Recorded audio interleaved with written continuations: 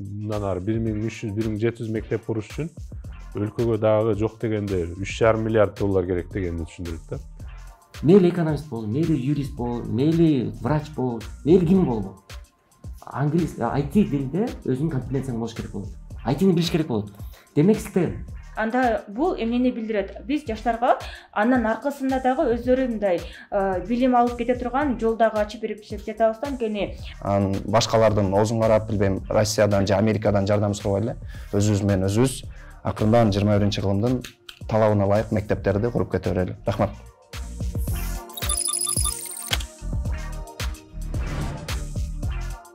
Салам достор, сиздер менен эркин пикир дебатты көрсөтмө оюну. Бүгүнкү берүүбүздүн резолюциясы бул палата 21-кылымдын Кыргызстандагы мектебин аныктайт деген темада талкуу салмакчыбыз. Анда эмесе мен биринчи сөз кезегин өкмөт тарапка берейин. Ситек ачыкмай, сиз баштап берсеңиз болот.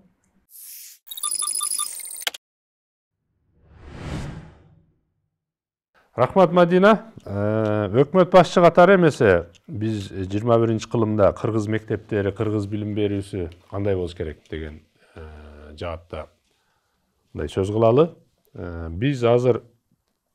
Биздин абал азыр аябай начар экенин билебиз, Бизде Кыргыз Республикасында бүткүл министрликтердин ичинен бюджеттен эң көп акча алган 24% жалпы бюджеттин акчасын алган бул билим берүү министрлик да. Бирок ошого карабастан бизге акыркы маалыматка караганда ПИСАнын жыйынтыгы боюнча Кыргыз Республикасы ошо ПИСага катышкан өлкөлөрдүн эң акыркы ордунда турат да.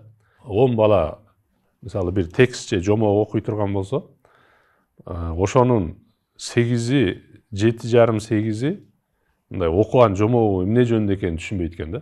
Эмне жөнүндө окудум деп, жөн эле тамганы окушу мүмкүн. Бирок ошо азыр эмне түлкү жөнүндө окуду же эмне жөнүндө окуду, ошонун маңызын айтып бере албайт экен да.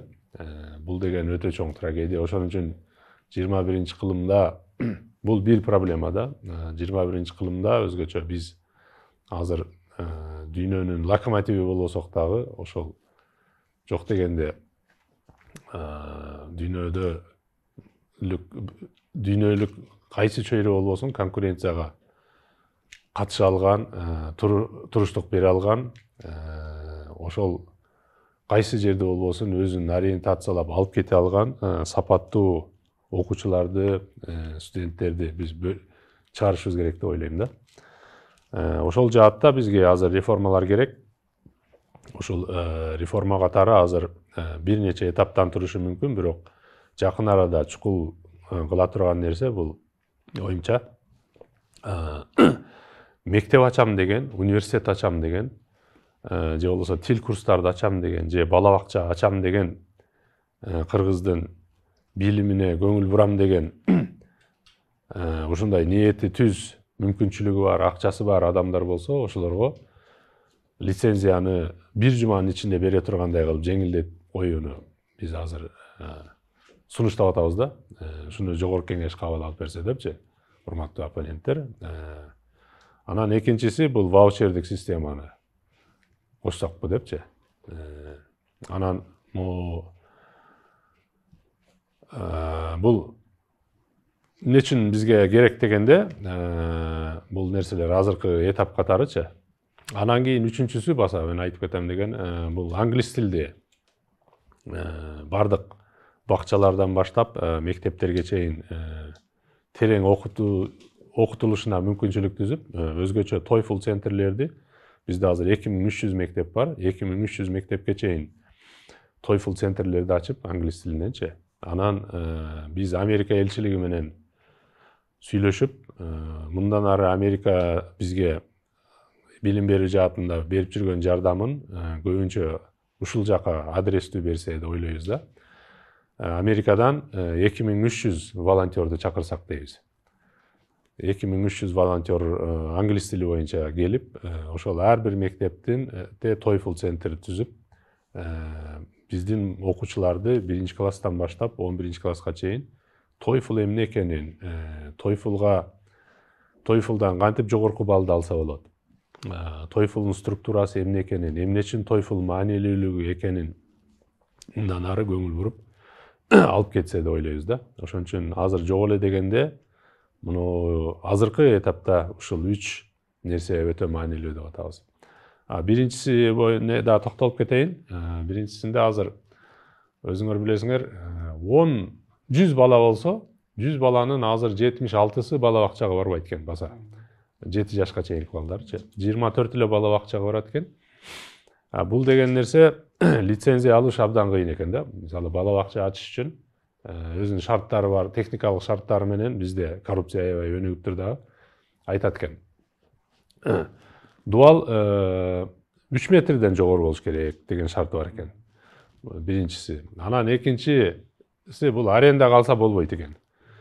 Өзүң сөзсүз имаратың болуш керек экен. Бул да нонсенс да, абсурд нерсе. Дуал 2 метр 83 сантиметр болсо болбойтмуш. Андан сырткары, мисалы бул жерге бир бала бакча ачсам Бишкекке, Сузакка же болбосо Баткенге ача турган болсом, мисалы мен жеткинчекте бала бакча ача турган болсом 18. 18 районго ачсам 18 лицензия керек экен. Мисалы бир эле Бишкекте алганым эле жарабайт экен да. 18 районго 18 жерден дагы лицензия алышым керек экен. Буга окшогон мындай ушу күнгө чейин мындай бала бакчалардын көбөйүшүнө тоскоолдук болуп келген, ушундай тоскоолдуктарды, тыюуларды болбойт, нельзя, запрет деген нерсенин баарын жоёлдойбуз да. Ошого ушундай эле нерсе тил борборлорун ачам десе ким?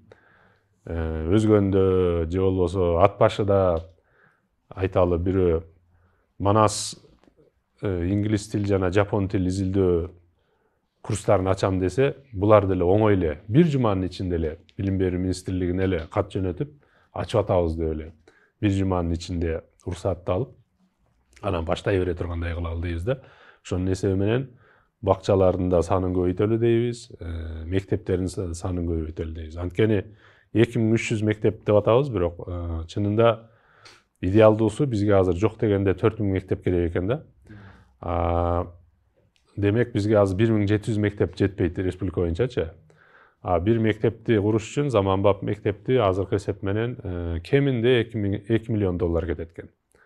Бир мектепти куруш үчүнчү. Бул деген 1300 мындан ары 1300-1700 мектеп куруш үчүн өлкөгө дагы жок дегенде 3,5 миллиард доллар керек дегенди түшүндүрөт да.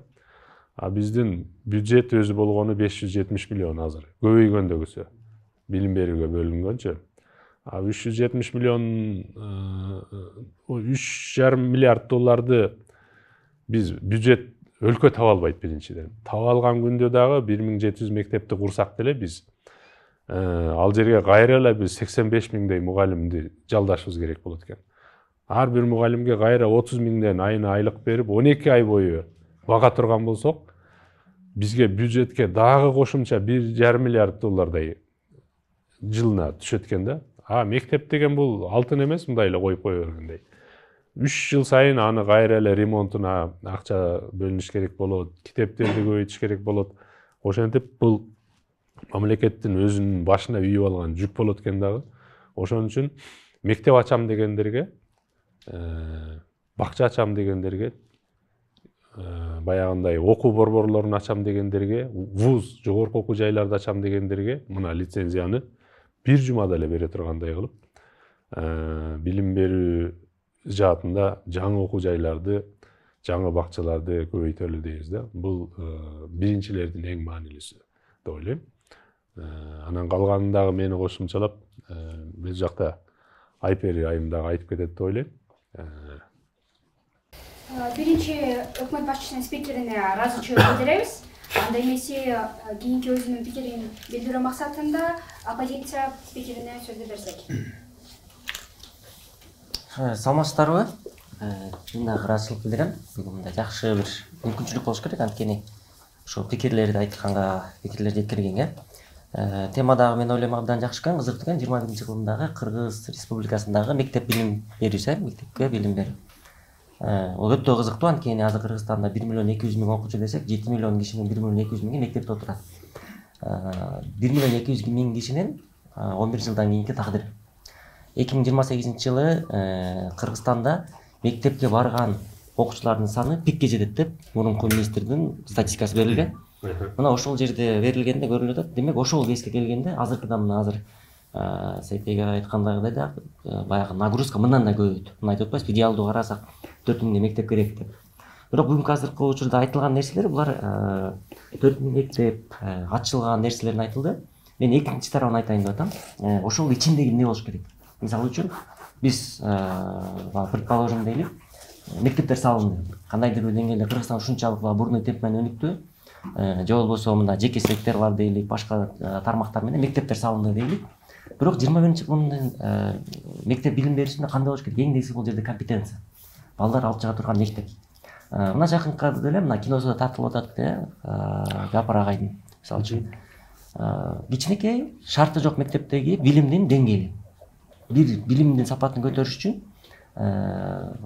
укмуш Американын деңгээлиндегидей, Европанын деңгээлиндегидей, же өнүккөн Азиянын мамлекетинин деңгээлиндегидей бир мектептерди куруунун бул биринчи приоритет эмес. Керек, албетте, жакшы мектептерде окуса, жаркыраа мектептерде окуса, ошолордун кичинекейсинен баштап дүйнөгө болгон көз карашы, ошондой койгон бир ийгиликтерге мындай умтулуусу жакшы. Алардын баягы жан дүйнөсүнө келген жакшы. Бирок ошол негизи ичиндегиси берилип аткан билим, эмне билим берилиш керек? Анан ал билим кантип берилиш керек? Бүткөндөн кийин алар кандай болуш керек? Алардын кандай компетенциясы? Мына ушул жөнүндө айткыбыз келет. Биринчиден, 21-кылым дегенде, мисалы үчүн азыркы мына биз жашап аткан кылымдагы кандай бир нерселер бар? Биз өзүбүз Кыргызстанды караш керекпиз.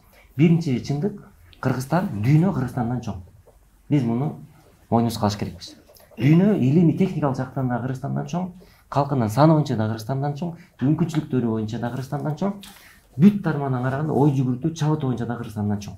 Демек, биз 21-кылымда атаандаштыкка туруштук беребиз десек, мамлекетибиз күчтүү бакубат болсун десек, ар бир жараныбыз ийгиликтүү болсун десек, демек биз эмнени кылыш керекпиз? Маалымат алганды билиш керекпиз. Дүйнөдөн маалымат алган. Эгерде дүйнөлүк маалымат потогунан айдыңынан биз кала турган болсок, демек артта калды деген сөз. Бир адамдын ийгиликке жеткенинин себеби бул анын маалыматка эгедир болгону. Эгер ал маалыматка эгедир болсо, тигил жака аралашып, бул жака аралашып көп маалымат берип турса, анын бир ийгиликке жете турган мүмкүнчүлүгү өрөөк болот. Демек, мына ушундай алып келгенде эң биринчи нерсе бул тил. Эң биринчи компетенция бул тил. Кыргызстанда азыркы учурда трагедиясы эмне болуп атат? Мына айтып атпайсызбы? Бүгүнкү күндө мамлекеттик билим берүү стандартында жазылып турат. Балдар, мисалы айыл жергесин алалы, 70-80% деп атпайсызбы? Айыл жергесин ала турган болсок, ошол жерде экинчи класстан баштап орус тилин алышат. Кыргыз мектептер орус тилине окушат. Бирок 11-классты бүтүп чыгып атканда канча процент бала орус тилин сүйлөп чыгып атат? Ашып кетсе, 1-2 бүтүрүүчүнүн арасында 1-2 орусча сүйлөп, оюн жеткизе алат. Же шаарда алалык. Орус мектептер кыргыз тилин беребиз. 10 жыл бою окутабыз. Канчасы кыргыз тилинде сүйлөп чыгып атат?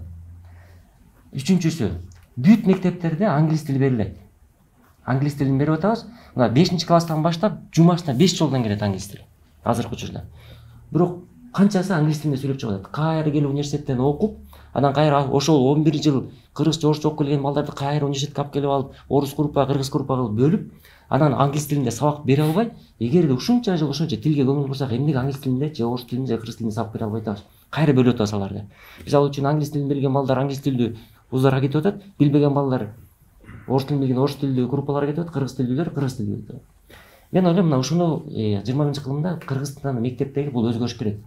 Англис тили 5 предмет сөзсүз түрдө англис тилинде бериш керек. Бул айырмасы жок. Химия, биология, математика, физика, информатика. Мына ушу 5 предмет кайсы мектеп болбосун, булар англис тилинде берилиш керек.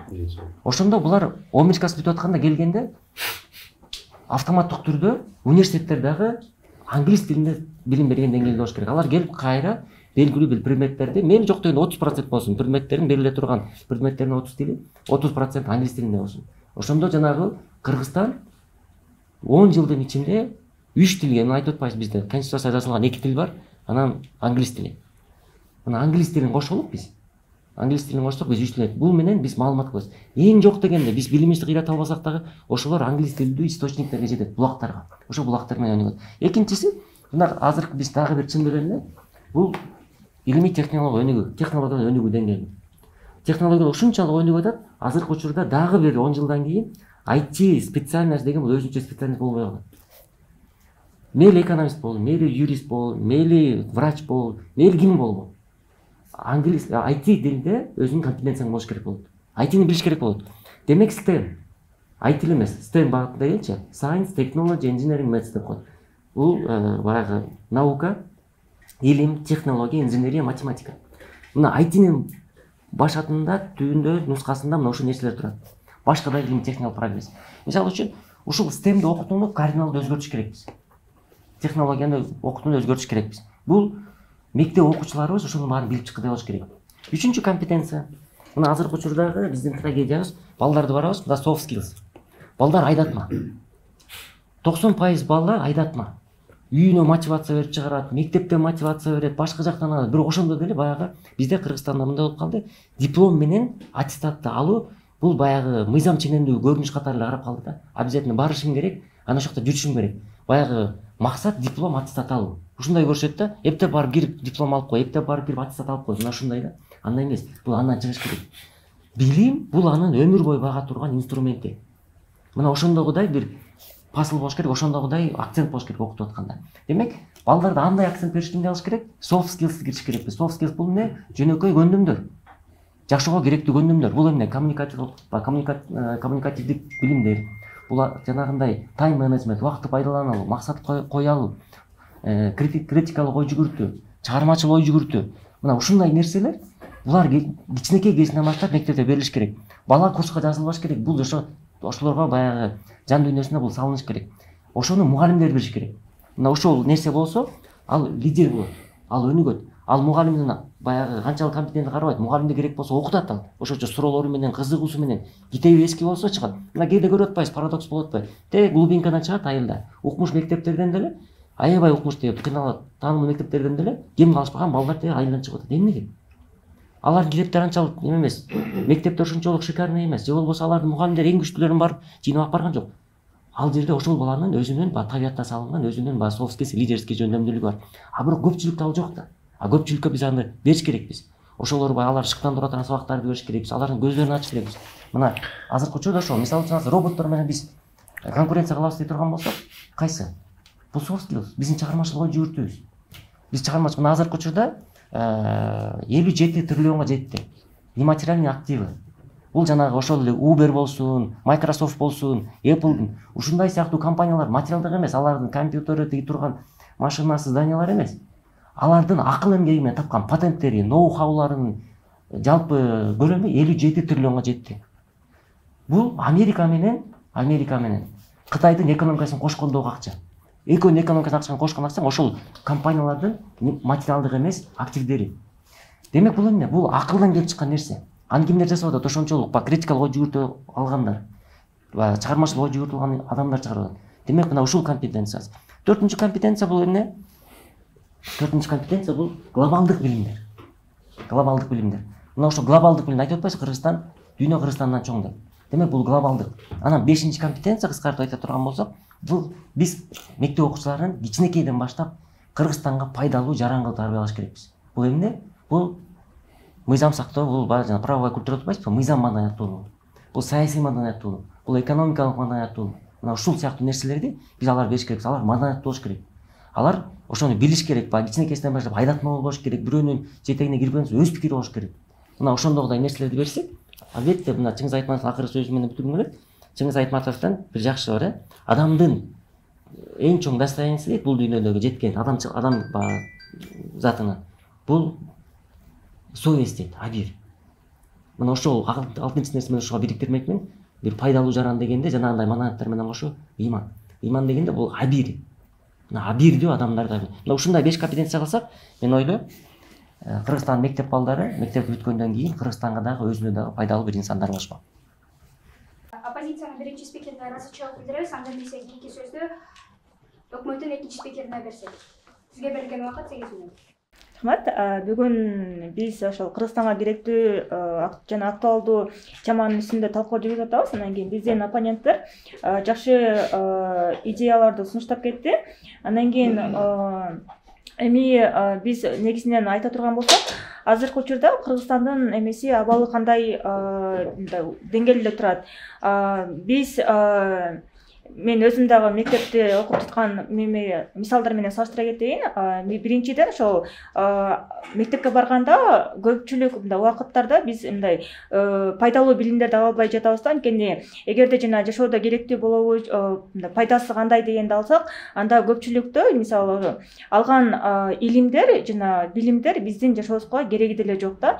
Негизинен биз мектепке эмне үчүн барабыз? Мектептен мындай сабак алып, атайын бир жашоодо колдонуш үчүн барабыз да. Андан кийин эми демек эгерде бизге ошол азыркы күндөгү мектеп системасындагы мындай билим бере албай жатса, анда биз аны өзгөртүүгө мындай муктаждык бар экенин көрсөтүп жатабыз да. Андан кийин эми азыр тем более мисалы 21 кылымда мектебин аныктайт десек, анда ал кандай болуш керек? Биринчиден жанагы биздин немелер оппоненттер айтып атат, тил жана компетенция болуш керек депчи, мисалы анын ичинде тилдер деп. Эми ошолордун ичинен дагы бир немени айта кетсек болот. Азыркы учурда эгерде биз жанагындай дүйнөлүк рынокко чыгабыз десек, анда биз биринчиден жана 12 жылдык системаны киргизиш керек дегенди айта кетебиз. Себеп дегенде бизде 11 класс менен бүтүшөт дагы, эгерде чет өлкөгө тапшырып, андан ары мисалы жогорку окуу жайларга тапшырам десе, анда биздин эмелер биринчи жанагы каалагандай вузга тапшырып, жөн эле жанагындай галочка үчүн 12 система үчүн эле окуп калып атат да. Бул убакытты дагы текке кетиргендик дегенди билдирет. Андай болуш үчүн биз ошо Кыргызстанда 12 жылдык системаны киргизип туруп, атайын биз ошол өзүбүздүн жана жаштарыбызга шарттарды түзүү менен алек болушубуз керек дегенди айта кетели. Андан тышкары эмеде мектептерде эми мектептерде билим кандай берилиш керек? Биринчиден бул немеде дүйнөлүк рынок өзгөрүп аткандыктан дагы мектептердеги алгачкы ошол тарбия берүүчүлөр, мугалимдер өздөрү дагы мындай билимдерин дайыма жаңылап турса дагы жашолмок да. Себеп дегенде биз жанагы ошол Советтер Союзунан калган стандарт менен окутуп жатабыз дагы, азыркы учурдагы дүйнө мындай башка нукка бурулуп жатат да. Азыр илгерки ошол актуалдуулугу жок маалыматтар азыркы мындай бизге кереги деле жок да. Ошол себептен билим программасын түзүп атканда дагы кээ бир жанагындай предметтерди дагы мындай карап чыгып, аларды дагы мындай сорттоп алса дагы жакшы болмок да. Ошондо мындай биз дагы татыктуу билим ала алмакпыз. Андан тышкары жанагы мисалы предметтерди алып караганда бизде көпчүлүк учурда химияны окуйбузбу, же болбосо физиканы окуйбузбу, биологияны окуйбузбу, анда жанагындай китептен жазылып, китеп менен жаттама иретинде гана окуп кетет экенбиз да. А бизде жанагындай эксперимент кылуучу атайын бир лаборатория жок, же болбосо физиканы үйрөнүп атканда ошол эмеке свет кандай келип чыгат, ошол мисалы визуалдуу түрдө аны кармап көрүп окуй ала турган бизде атайын дагы бир шарттар түзүлгөн эмес да. Жөн эле китептен, сүрөттөн карап окуйбуз. Анан дагы бир мисал жанагындай информатика сабагында эле азыр технология өнүгүп атат, бирок эмнегедир Кыргызстандын ичинде бизде компьютерный класстар дагы жокко эсе. Себеп дегенде жана баарынан региондордон сурай келе турган болсок, анда ал жакта эменин компьютерлерди мисалы эмеге образдуу карата элестетип окутушат экен да. Бул деген клавиатураны элестеткиле, андан кийин неменин ошол эмеге мышканын сол жагын бассаңар, анда атайын бир системалар чыгат деп. Бирок практика жүзүндө келип баштаганда, бирок ошол эмеге жөндөмдөрү жок болуп калат да. Ошол себептен бул эмнеге алып келип атат? Бул ошол биздин окуучулар жөн эле мектептен ошол 11 жылдык убактысын текке коротуп атат дегенди түшүнүрөт да. Эми андай болбош үчүн биз атайын ошол эмеге убактысын текке кетирбегенде пайдалуу өткөрүш үчүн биз мындай мектеп программасында жаңылануу системаларын киргизиш керек экенбиз. Андан кийин биз ошол эмеге башында айтып кеткендей, демек эгерде мамлекет тарап бул нерсени камсыздап бере албай жатабы, демек биз ошол жеке инсандарга болобу, же жеке тармак болобу, ошолорго биз шарттарды түзүп бериш керек экенбиз. Эмне кантип? Биринчи ошол эле эмени лицензияга такалат экен да. Бизде көпчүлүк эгерде жеке сектор келтирип мектеп ачабыз десе, анда жана документтерди иштер менен эле кыйналып, мындай алардын деле маанайы түшөт экен да. Мектеп ачкысы келбей калган жаратат. Ошол себептен биз ошол жеңилдетүү жолдорун дагы сунуштасак абдан жакшы болмок. Анткени эгерде мисалы азыркы учурда жеке сектордо мисалы эгерде биз бюджетте акча жок дей турган болсок, ал эми жеке сектордо бар дагы алар өздөрүнүн ошол акчасына мектептерди салып иштетип кетөрмөк. Андан кийинкиси бул ошол биз айтып өткөндөй эле жана англис тилин киргизсек жашолмок, себеп дегенде биз жана орус тили же болбосо кыргыз тили менен гана чектелбестен англис тилине дагы басым жасап ошол тил үйрөтүп алсак, анда бул эмнени билдирет? Биз жаштарга андан аркасында дагы өздөрү мындай билим алып кете турган жол дагы ачып берип жатабыз да. Анткени дүйнө жүзүндө ошо баардык жана керектүү маалыматтардын баардыгы тең англис тилинде жазылгандыктан бул абдан керек. Эми биз аны кантип ишке ашырып жатабыз? Буга эч кандай бизде жанагындай акча деле курулбойт да, себеп дегенде бизде эмеге дүйнө жүзүндө азыр ыктыярчылык деген система жакшы иштеп жатат. Ошол Кыргызстанга келе турган атайын бир волонтерлор тобун түзүп туруп, ошол эле мектептерге бирден волонтер дагы киргизсек, анда алар жанагындай уже практика жүзүндө дагы тилди батыраак өнүктүрүп кеткенге дагы ыңгайлуу шарттарды түзүп жатабыз деген пикирдебиз. Эми мындай жыйынтыктап айта кете турган болсок, биздин жанагы эки тараптын айтып аткан ойлору дагы мындай Кыргызстанга салым кошуу иретинде болуп атат дагы. Бирок эгерде салыштыра кете турган болсок, мисалы биз жана эмнеден башташ керек дегенди айтып жатабыз дагы, биздин оппоненттер андан ары улантысы эмне болуш керек дегенди мындай толуктап жачат да. Ошол себептен ушул эгерде биздин эмедеги инсандар дагы ойлонуп жанагындай көрө турган болсо, анда бул мындай шарттарды дагы биз баштаганга мындай жакшы түзүлмөк. Өкмөттүн экинчи спикерине дагы ыраазычылык билдиребиз. Анда эмесе оппозициянын экинчи спикерине сөз кезегин берсек. Бардыгыңыздарга ыраазычылык билдирем. Өздөрүңүздөрдүн пикирлериңиздер үчүн, ойлоруңуздар үчүн албетте эң биринчиден көрүүчүлөр менен саламдашып, өзүбүздүн акырындан ой пикирибизге өтө берсек, эң биринчи эле бүгүнкү күндөгү статус кво, учурдагы кырдаал жөнүндө баягы талкууну биз жаман жактарын чыгарып атабыз, бирок ошол эле учурда ал абалга кантип келгенибиз тууралуу, ал абалдан кантип чыгуубуз тууралуу биз айтып атабыз жантан бери буга чейинки сунуштарда. Момундай болуш керек, тигиндей болуш керек, бул нерсени өнүктүрүшүбүз керек, тигил нерсени өнүктүрүшүбүз керек. Бирок азыркы учурда ал нерсеге эмнеге басым жасабай атканыбыз, эмне себептен ал нерселерди биз колдонбой аткандыгыбыздын бардыгы эле барып туруп баягы финансы маселесине такалып калып атат да. Келип биздин акчабыз жетпей калып атат, Кыргызстан жакыр же болсо башка нерсе деген сыяктуу оппоненттердин көз карашында ошол нерсе бүгүнкү күндө басымдуу болуп атат да.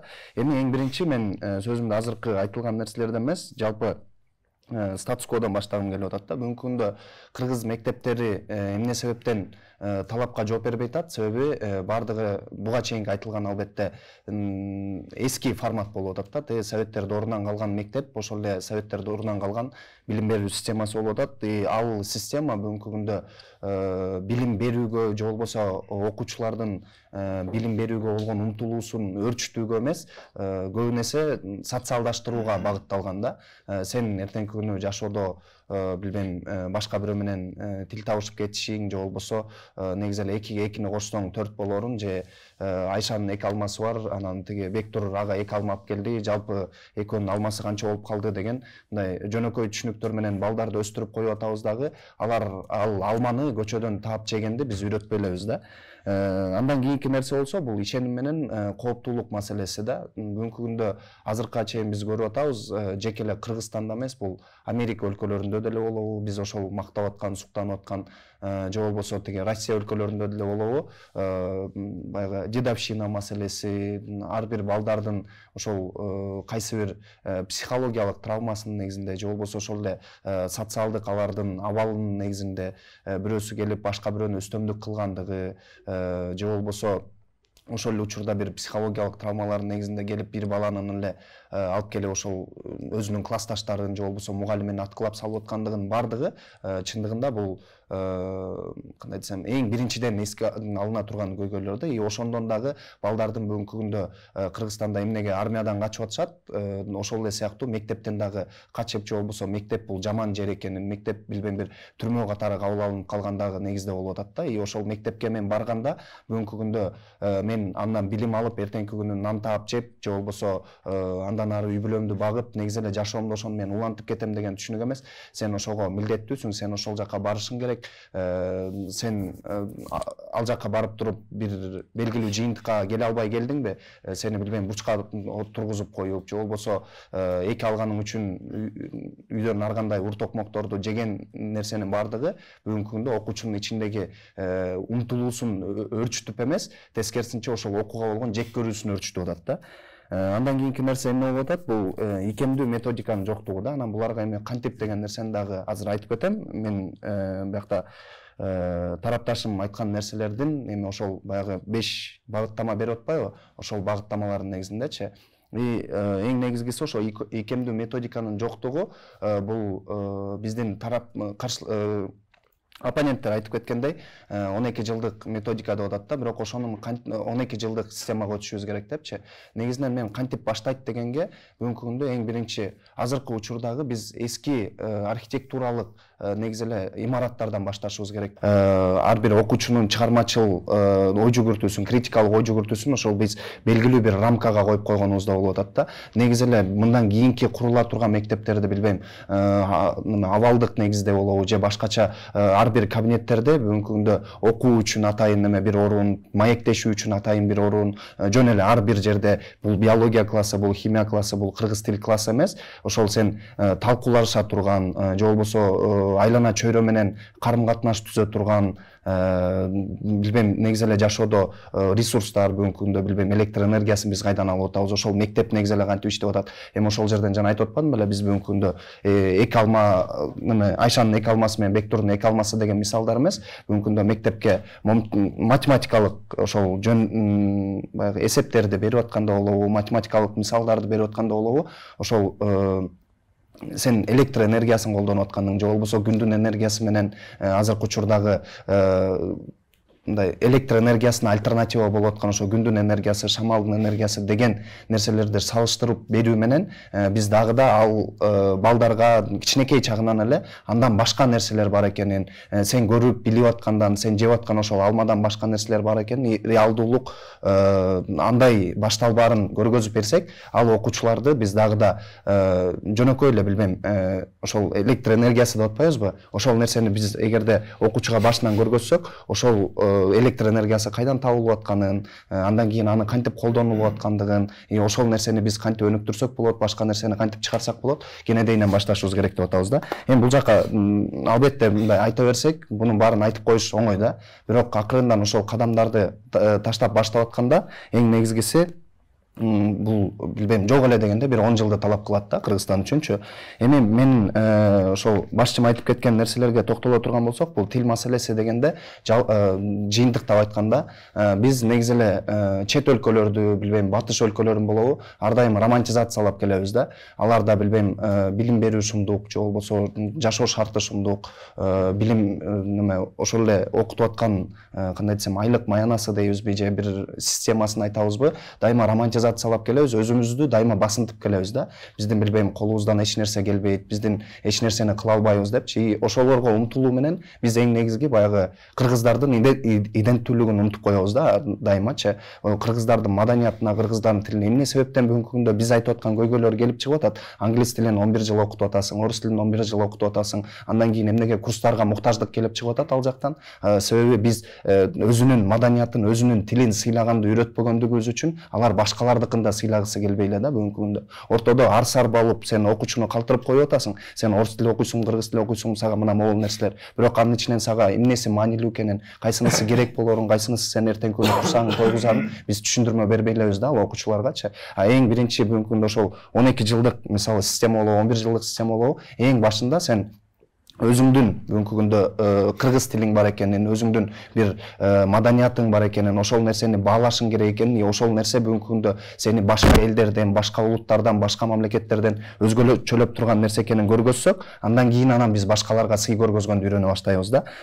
Ошол эле негизде тил маселеси деп атканбыз, андан кийин ошол чыгармачылык ой жүгүртүүнү дагы айтып кеттик.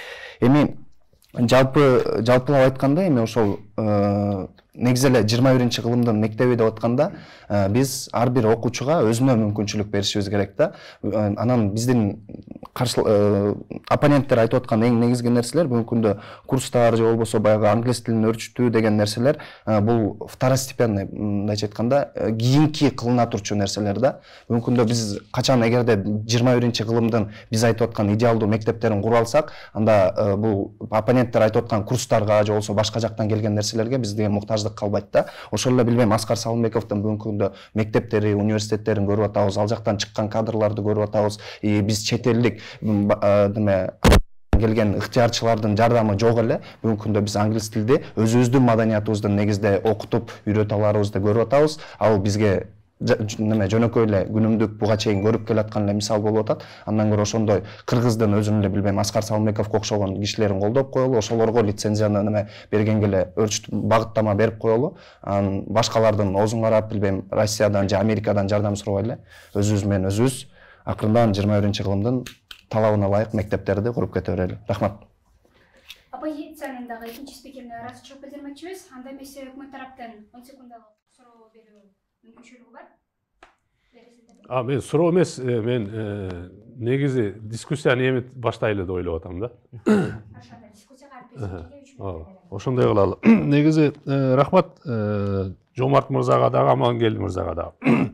Экөөңүздөр тең эле биз мына өкмөткө кеңешчи болуп партнер болсоң тургандар экенсиздер. Бүт эле биз айтып аткан нерсенин баарын айттыңыздар. Мамлекет болбой калганын, билим берүү такыр эле Советтер Союзунан калып эскирип калганын абдан сонун айтып кетти да Жомарт мырза. Мына мындан кийин биз ошон үчүн биз арабаны тартпай эле менчикке толук эле берели деп атабыз. Ошон үчүн биз өзүбүз кыла албаган ишти мына менчикке өзүңөргө эле берели деп атабыз. Азыр сын болду, мына жерге мындай бул биология кабинети монтип эле койбостон мына коммуникация кабинети деп мына ошон үчүн сизге бир жумада эле лицензия беребиз.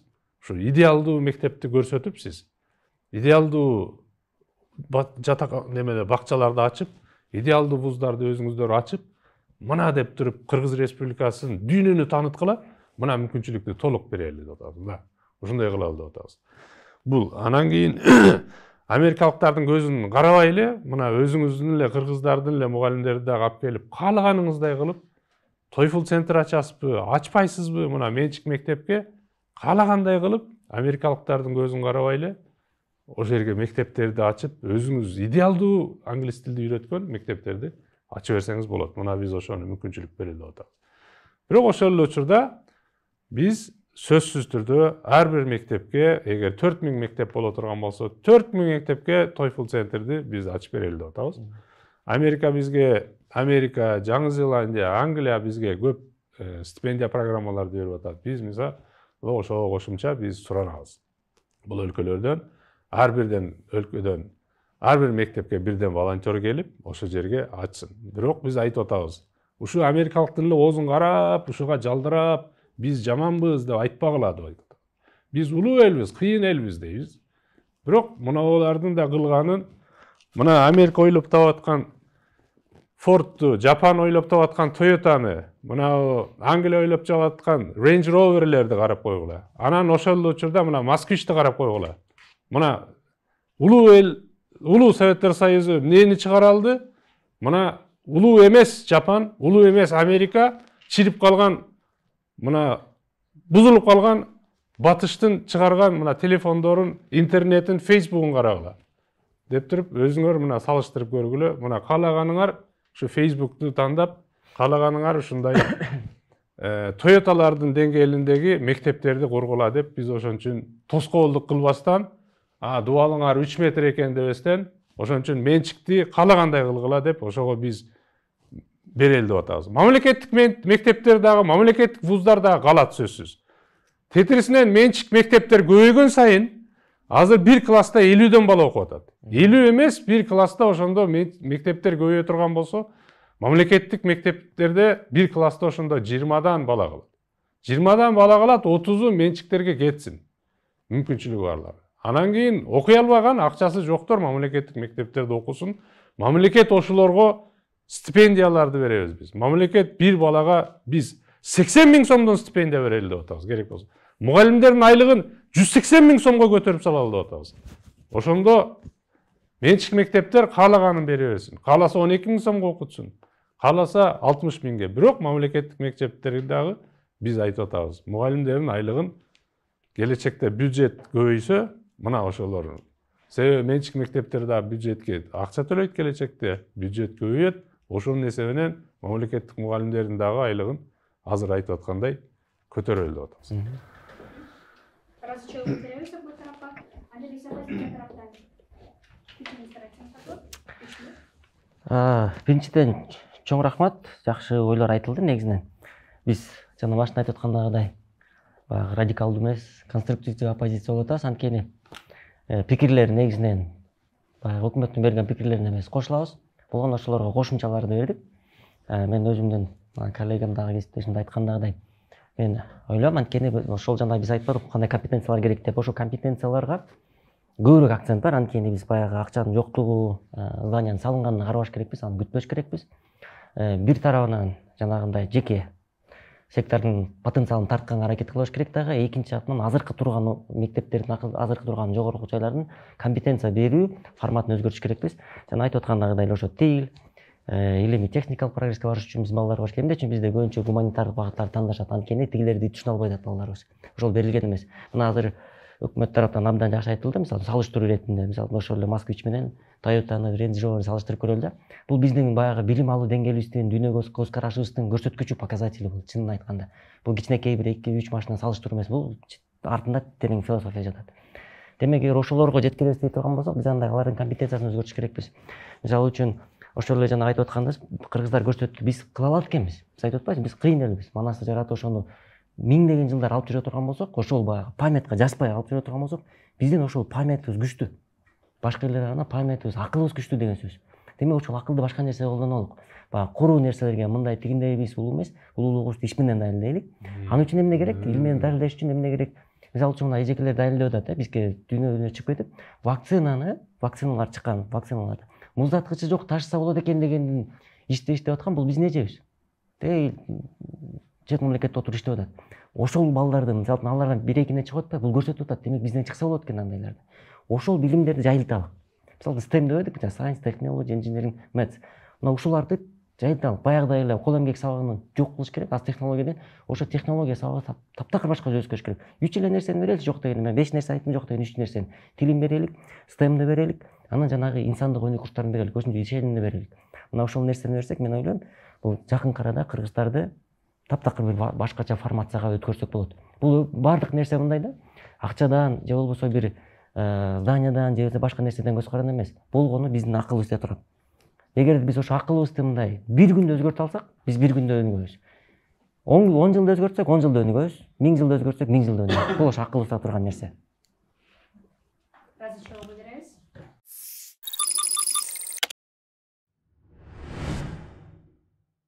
Урматтуу достор, жаңы эле сиздер эркин пикир дебаттык көрсөтмө оюнуна күбө болдуңуздар. Сиздерге бүгүнкү оюн жакты деген үмүттөбүз. Комментарийге кайсы спикердин ою көбүрөөк жакса, калтырасыздар деген үмүттөбүз. Ошондой эле сиздер 21-кылымдын мектебин кандай элестетесиздер? Ал боюнча дагы комментарий жазганды унутпаңыздар. Сиздер менен мен Медина Самидинова болдум. Кийинки берүүдө көрүшкөнчө.